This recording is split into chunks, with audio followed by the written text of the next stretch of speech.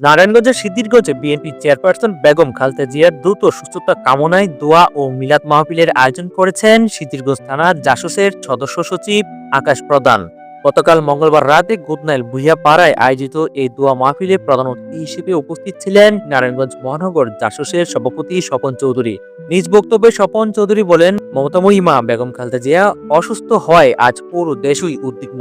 দীর্ঘ 17 বছর নানা নির্যাতনের মুখোমুখি হয়েও তিনি আপোষহীনভাবে গণতন্ত্রের সাথে লড়াই চালিয়ে গেছেন। দেশের এই কঠিন সময় জনগণের জন্য তাকে খুব বেশি প্রয়োজন। তিনি আরো বলেন, আমরা মহান আল্লাহর কাছে প্রার্থনা করি তিনি যেন দেশনেত্রীর দ্রুত সুস্থতা দান করেন। পাশাপাশি সাবেক রাষ্ট্রনায়ক শহীদ জিয়াউর রহমানের আত্মার মাগফিরাত ও ভারপ্রাপ্ত চেয়ারম্যান তারেক রহমানের সুস্থতা কামনা করছে।